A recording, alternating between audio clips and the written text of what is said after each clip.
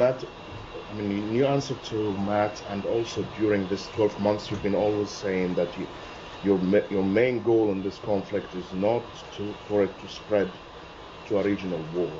And I believe now we are maybe one step further from a regional war. But do you think that your way of trying to contain it through your diplomatic means, by drawing boundaries and lines to Israel, that if you cross this will escalate into this war or that war, and the Israeli prime ministers keep crossing those lines, keeps escalating in the region, whether it is in Gaza with the Philadelphia corridor or in Lebanon? First, you advised against major operation in Lebanon. It happened. You advised against ground incursions in Lebanon. It happened. And now we reached to this point. Do you think that he's dragging the United States into a regional war, as he was saying that he wants to do that for a long time now? So let me say a couple things about this. First, it is absolutely true that Israel makes its own decisions about its security and about its path forward in the region. And that's true about Israel, but it's true about every other country in the region.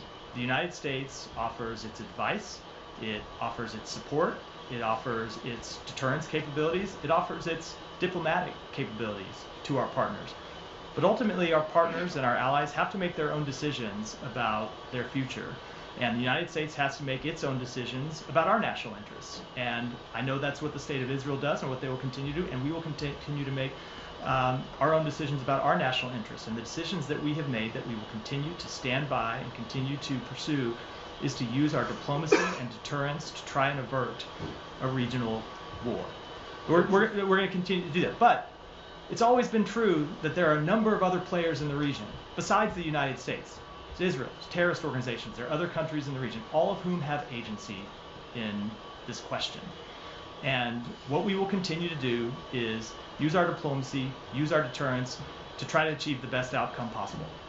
But don't you see that maybe you are enabling the Israelis to seek, what you say, their own interest in their own way of thinking, by risking or going against your interests as the United States of going toward a regional war? So they are going to make their decisions. We are going to make decisions about our interests. But if you look at the questions that have been before us the past few days and the questions that got us to where we are today, we're here responding to an Iranian attack that we, along with Israel primarily, were able to successfully defeat, that Iran launched because Israel has taken out the leaders of a terrorist organization. And that's something we support them doing.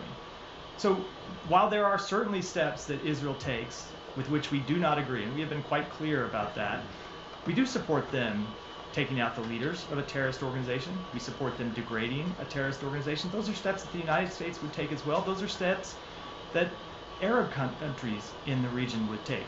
Doesn't mean we always agree with the way that they do it, but we fully recognize their right to do it, and we're going to continue to have conversations with them about the best way forward. My last question is just